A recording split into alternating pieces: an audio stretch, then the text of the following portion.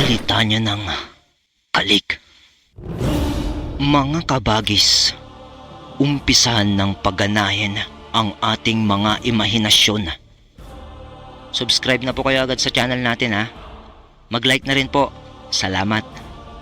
Sa isang madilim na parte ng lugar kung saan nanggaling ang sunod-sunod na putok, isang lalaki ang may hawak-hawak ng baril. May mga granada pang dala.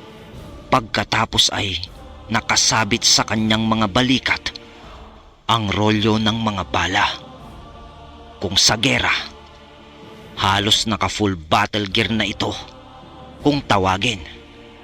At ito si Kalik. Nang masaksihan ng isang aswang na baboy ramo na siya na lang ang natitira. Dahil nga pinatamaan ni Kalik ang mga kasama nito ng naorasyon ng bala. Agad, tinalon nito ang kawayang bakod sa parang ni Mang Dante. Mabilis yung mga pangyayari. Si Norem naman at Mang Dante ay hindi na makakilos ng maayos sa anyo nilang aswang dahil marami rin silang tinamong kagat o mga sugat sa laban. Medyo mabagal na silang kumilos. Si Kalik na ang kumilos. Mga walang iya kayo! Mga walang iya kayo, Hiran! Sa pagkakataong iyon, lumabas ang animal na ugali ni Kalik. Hinabol niya yung aswang ngayon at pinagbabaril. Putina nyo! Putang ko! Mura ni Kalik. Habang nagpapaputok ng baril, nagsasalita siya nun habang tumatalsik ang mga basyo ng bala sa damuhan. Sa sobrang galit nito, halos iubos ni Kalik ang mga bala na daladala niya. Pero nakatakbo pa rin yung aswang na Hiran. Hindi niya nahabol, pero alam niyang may tama na yon. Pagtigil ng pagputok ng baril, bigla na lang may yumakap sa likuran ni Kalik. Tama na. Tama na, Kalik.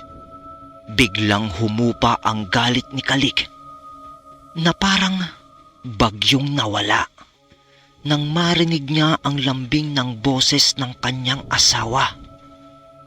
At pagdampi ng mga palad nito sa dibdib ni Kalik, mula kasi sa likod na yumakap si Miela, ay bumalik sa katinuan. Pagharap ni Kalik sa kanyang asawa, pagkasilay nito sa muka ni Miela, agad na yinakap naman siya nito. Pagkatapos nun, ay umatras ng konti si Kalik kay Miela at hinawakan ang tiyan nito. Sa likod naman nun ni Miela, sa di kalayuan patungo sa kanilang bahay, ay si Norem, Aling Lalang at Mang Dante. Nakatingin ang tatlong yun sa lambingan ng mag-asawa at doon na rin nakita nila ang kaibuturan ng pagmamahal ni Kalik sa kanyang asawa. Basang-basa yun sa mga mata nila habang nakatingin sila kina Miela. Pagkatapos ng tagpong iyon, sinunog ni Kalik at Mang Dante ang mga naiwang labi ng mga Hiran sa bakuran nila. Nagpaalam naman na nun si Norem at nagsabi na handa itong tumulong kung may mga susunod pang pag-atake mula sa mga Hiran. At nung naiayos na ang lahat at nasa loob na ulit ng kubo sila Miela at ng kanyang inang si Lalang, ay naiwan itong magbiyanan na nag-uusap. Muli ay binuksan ni Kalik ang posibilidad na gugustuhin niya ng maging aswang. Tay, kailan niyo gagawin ang ritual para makasabay ako sa mga nilalang na yon? Kahit kasi may baril ako, hindi lang yon ang nagtutulak sa akin na gawin yon. Gusto kong maging parehas na kami ni Miela. ayaw kong may nakapagitan pa sa aming dalawa. Dahil lang sa lipi-lipi na yan. Sigurado ka ba, Kalik? Baka panibugho lang yan ng damdamin mo sa mga sunod-sunod na kaguluhang nangyari nitong araw. Hindi. Hindi, Tay Dante. Gusto ko yon. Gawin niyo akong kauri niyo. Kauri ni Miela. Ayaw ko nang maghintay pa dito para atakihin nila ulit tayo. Gusto kong tayo na ang sumugod sa kanila. Kung digmaan ang gusto nila, sanay ako doon, Tay Dante. Sa anak niyong si Miela lang nagkaroon ng direksyon ang buhay ko. Wala akong kinakatakutan. Kahit si kamatayan. Isa lang ang kinatatakutan ko. At yun ay ang mawala ang anak niyong si Miela sa akin. At ang magiging apo niyo. Hindi umimik si Mang Dante agad sa mga sinabing yun ni Kalik. At huminga ito ng malalim. Sige, Kalik. Nais mong maging katulad namin. Ibibigay ko sa iyo yon. Pero ipangako mo sa akin na pagdating ng araw na yon ay wag na wag mong pababayaan si Miela. Alam kong matibay ang loob mo, Kalik. Gaya ng sinabi ko, umpisa pa lang to. Si Kalik naman ngayon ang natahimik. At napaisip siya. Parang may mangyayari kapag tuluyan ng naging aswang si Kalik. Pero parang hindi naman yun masabi ng diretsahan ni Mang Dante sa kanya. Gusto pa sanang magsalita o magtanong ni Kalik sa mga oras na yun. Kaso, naunahan na siyang nagsalita ni Mang Dante. Sige na, Kalik. Magpahinga na tayo. Masyadong marami rin akong nagamit na lakas kanina. Napapagod na ako. Ramdam ko na rin ang pagtanda. Sabi ni Mang Dante na parang may ibig namang sabihin. Lumipas ang mga araw.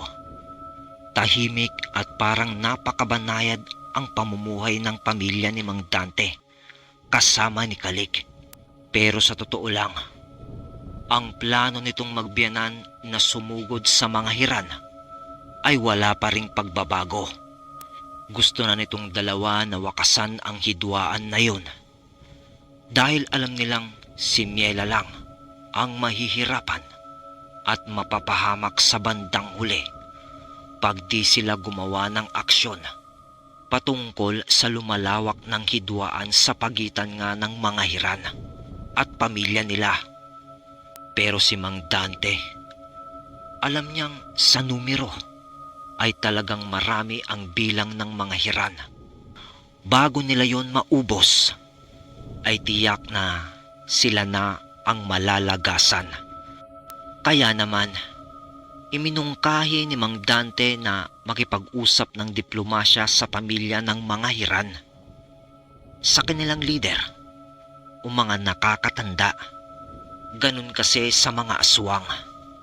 Ang mga matatanda, ang siya ring parang pinaka-leader nila sa kanilang lipi. Nang masabi yon ni Mang Dante sa manugang niyang si Kalik, sumang-ayon naman ito dahil naiintindihan naman ni Kalik na kapakanan lang ng kanilang pamilya ang iniisip ni Mang Dante. Sino ba naman ang ayaw ng tahimik na buhay, di ba? Isa pang kumumbinse kay Kalik ay ang pamilya ni Nurem na mula ng gabi ng kaguluhan ay naipakilala na rin na kapamilya nila Mang Dante kay Kalik. Kaya nga, isa pa ang dumagdag na kasangga mula sa pamilya ni Nurem at yun ay si Naim na kababatang kapatid nito. Sa planong pakikipag-usap nga nila Mang Dante sa mga hiran ay lumakad itong apat, Nurem, Naim, Mang Dante at Kalik. Tinahak nila ang daan papunta sa baluwarteng bayan ng mga hiran At pagkaabot nila sa isang magubat na lokasyon, amoy na ni Kalik ang sangsang ng amoy ng lugar. Alam kong kinakaya lang ng sikmura mo yung amoy, Kalik. Masanay ka na. Dahil yan ang mabango sa amin. Total, magiging kauri ka rin naming balang araw ayon sa kagustuhan mo. Pagpasok nila sa gubat na yun, hindi akalain ni Kalik ang kanyang nasilayan. Parang baryong maliit yun na puro kubo rin lang ang kabahayan. At yun na ang lugar ng pamilya ni Hiran. Akala kasi ni Kalik isang buong bahay lang ang pamilya na yon. Parang tipikal na pamilya ng tao kung titignan. Pero hindi, ang sinasabing pamilyang Hiran pala ay isang grupo ng mga aswang. Hindi naman sila literal na magkakapamilya, kundi magkakauri lang ang klase ng lipi nila. Yung parang itinayong samahan. Doon na pagtanto tuloy ni Kalik na talagang kung aatake ang lahat ng nakatirang aswang doon, mas malabo pa sa tubig na may putik ang panalo nila. Nang bigla na lang, may lumapit na isang matanda at isang mama. Nanlaki ang mga mata ni Kalik. Yung isa doon ay yung inabutan ng buko ni Kalik nung isang araw, yung gumawa ng pagmamarka sa kanya. Agad ay tumaas ang galit sa kaisipan ni Kalik. Mainitin kasi si Kalik pag sa ganong bagay. Yung naisahan siya, itinaas naman ni Mang Dante ang kanyang kanang kamay at itinapat ito sa dibdib ni Kalik na nagpapahiwatig na maghunos dili siya. Parang ramdam kasi ni Mang Dante ang pagtaas ng dugo ni Kalik.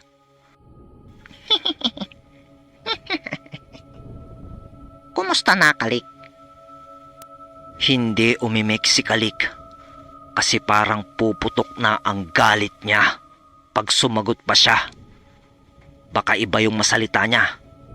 Iandon pa naman sila para makipag-usap ng maayos. Siguro naman ay naiparating na ng iba niyong kasama ang dahilan ng pagparito namin, Tandang Arturo. Sabi ni Mang Dante sa isang matanda. Batid ko na ang pagparito mo ay ang pagkikipag-ayos sa aking pamilya dahil sa mga kaguluhang naganap kasangkot ang iba naming kasamahan. Wika naman ng maalumanay ni Tandang Arturo. Gusto ko lang malaman mo, Dante, na hindi ko kinukonsinte ang anumang pang-aapi ng iba naming kasamahan sa ibang lahi. Hindi pa, Kiban, sabi niya sa kasama niyang mama. Hindi naman umimik ito at ngumisi lang kay Tandang Arturo. Tayo ay mga aswang, Dante. Kaya naman hindi dapat tayo nagkakagulo. Gusto ko rin malaman mo na wala akong basbas sa mga sumugod sa iyong bahay. At sarili nilang lakad yon. Maliban na lang, baka naman ay may nag-udyok sa kanila na isa sa amin. Sabay tingin ni Arturo kay Kiban, yung nagmarka kay Kalik.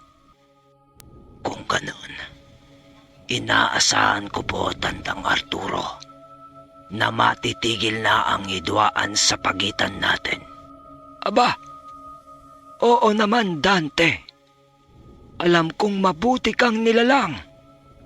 Alam ko yon. Dahil kasama ko ang iyong ama na nagtago sa kabundukan ng Panay sa ikalawang digmaan pangdaigdig. Alam kong singyabong ng gubat na to ang pinagsamahan ninyo ng aking ama. Salamat po, Tandang Arturo. Sana po ay simula na ito ng kapayapaan sa pagitan ng ating pamilya. Hindi bigo si Tay Dante sa kanyang pakikipag-usap. Maayos ang ngiti ni Tandang Arturo at partido ni Mang Dante. Pero itong si Kiban ay parang tutol sa pakikipag-ayos sa pamilya ni Mang Dante. Nang papaalis na sana si Mang Dante, matapos ang pag-uusap na yun, bigla na lang may sumigaw. "Papatayin kita! Papatayin kita!" sabi kay Kalik. Hindi naman nakilala yon ni Kalik. Tapos bigla na lang magpapakita at nagbabanta pa. May tama naman ito sa paa. Kasi medyo iika-ika yun. Nagsalita ulit yon. At ang sabi niya, "Di mo na ako natatandaan? Ako yung pinagbabaril mo." Tutugon sana si Kalik na pasubang sa lalaking yun. Pero, ikaw pala," sabi ni Tandang Arturo. Kitang-kita yun ng apat. Bago pa man sila makaalis, mabilis na kumilos yung matanda, si Tandang Arturo, at lumapit doon sa halos nagwawala ng kapanig nila. Sabay dakmanon sa liig nung lalaki. Mangha ang naramdaman nung apat sa nasaksihan nila. Itinaas ni Tandang Arturo yung lalaki sa pamamagitan lang ng kanyang isang kamay. Kita mong hindi na sumasayad sa lupa yung mga paa nun, at parang manok na kumakalaykay ang mga paa nito na hindi makasayad sa lupa. Hinigpitan palalo ni Tandang Arturo ang pagkakalingkis nito sa lalaking yon, na pati yung mahahabang kuko nito ay bumabaon na sa leeg, hanggang sa binawian na ito ng buhay. Tsaka niya itinapon ito sa lupa na parang walang silbing basura. Sa sino man ang tutulad sa nilalang na to na umatake sa pamilya nila Dante, ay ituturing kong hindi na parte ng pamilya Hiran, at kamatayan lang ang magiging hatol. Doon ay may mga nilalang o mga ulo na nagsilitawan sa kani-kanilang bintana, na parabang napakalakas nitong otoridad ni Tandang Arturo. May talim ang mga salita niya sa lugar na yun, dahil kita mong walang makapagreklamo sa ginawa niya. "Kiban! Kiban! Iligpit mo na ang kalat mo!" Naging tahimik ang pamumuhay ng mag-anak nila Mang Dante pagkatapos ng diplomasyang pakikipag-usap sa mga Hiran sa pinaka-leader nilang si Arturo. Pero hindi pa rin nagpakampante si Kalik at Mang Dante, dahil iba ang pakiramdam nila kay Kiban. Dahil nga doon, hinahanda na si Kalik sa gawing aswang. May mga ritual na silang ginagawa ng kanyang biyanan ng paunti-unti. May mga ilang araw din na umuwi si Kalik sa Lanao del Sur para kumustahin ang kanyang inang Baket at amang Lakay. Kaso, hindi rin siya makatagal sa kadahilanan ng kanyang pagtatago. Nakipagkita rin siya sa kilusan para kumuha ng kanyang mga bala o iba pang gamit.